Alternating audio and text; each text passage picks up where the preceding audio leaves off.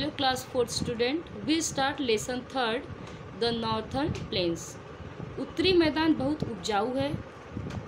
क्या आप जानते हैं कि उत्तरी मैदान हमारे देश के किस हिस्से को कवर करता है? नहीं जानते ना? चलिए आज हम इस पर कुछ विचार करते हैं। हिमालय के दक्षिण में एक बहुत बड़ा गर्म क्षेत्र उत्तरी मैदान के रूप में जाना जाता है। उत्तरी मैदान बहुत घनी आबादी वाले हैं।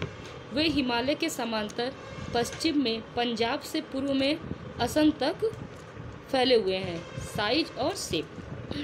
उत्तरी मैदान को महान मैदान के रूप में भी जाना जाता है। वे पश्चिम में पंजाब से पूर्व में असम तक लगभग 2500 किलोमीटर लंबे हैं। वे 150 से 300 किलोमीटर चौड़े हैं। मैदान पश्चिम में विस्तृत और पूर्व में संकरा है। जो राज्य मैदानी क्षेत्र में आते हैं वे हैं पंजाब, हरियाणा, उत्तर प्रदेश, बिहार, असम और पश्चिम बंगाल। इन मैदानों के पश्चिम भाग में दिल्ली आता है। मैदान एक चाप की तरह दिखते हैं। रिवर्स, नदियाँ जो बर्फ से ढके पहाड़ों से निकलती हैं इस मैदान से होकर गुजरती हैं। इस मैदान से मतलब उत्तरी मैदान से जो नदियाँ बर्फ से ढके पहाड़ों से निकलती हैं इस मैदान से होकर गुजरती हैं। सिंधु, गंगा और सतलज, यमुना और ब्रह्मपुत्र इस क्षेत्र की कुछ महत्वपूर्ण नदियाँ हैं। जब वे पहाड़ों से नीचे बहती हैं तो वे बड़े चट्टान और रेत की मात्रा को अपने साथ लेकर आते हैं जिसे सेडिमेंट्स या फिर तलछट कहते हैं। नदियाँ द्वारा जमा की गई फाइन सिल्ट को जलोढ़ कहा जाता है। जलोढ़ या एल्यूमियम कहा जाता है। भरपूर वर्षा और जलोढ़ मिट्टी की उर्वरता में सुधार करते हैं।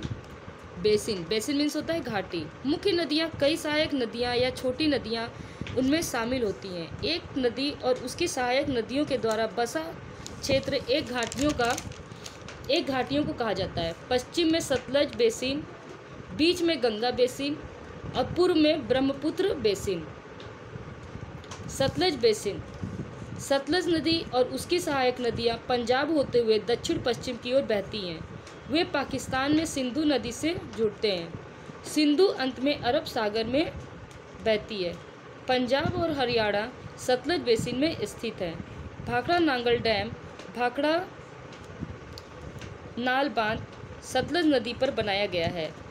यह सिंचाई के लिए बिजली और पानी प्रदान करता है। इंदिरा गांधी नहर जो सतलज से शुरू होती है राजस्थान के कई शुष्क क्षेत्रों को पानी प्रदान करती है। गंगा नदी भारत के उत्तरी मैदान के सबसे महत्वपूर्ण नदी है। इसकी उत्पत्ति हिमालय में गौमुख से होती है। गंगोत्री और बर्फीले ग्लेशियर गंगा नदी का मुख्य स्रोत है और यमुनोत्री ग्लेशियर यमुना नदी का स्रोत है। गंगा और यमुना इलाहाबाद के पास एक स्थान पर संगम के रूप में जाने जाते हैं। गंगा और यमुना जहाँ पर मिलती है वो इलाहाबाद में जहाँ मिलती है उसको हम संगम के नाम से जानते हैं। गंगा पहाड़ों में बहुत तेज़ी से बहती है और हरिद्वार के मैदानों में प्रवेश करती है। नदियों घाघरा, गोमती, गंडक और कोसी हिमालय से आती हैं और गंगा में मिलती हैं। नदियाँ दक्षिण से गंगा में मिलती हैं। गंगा उत्तराखंड, उत्तर प्रदेश, बिहार और पश्चिम बंगाल से होकर बहती है। पश्चिम बंगाल में मुख्य नदी दो मुख्य शाखाओं में विभाजित होती है।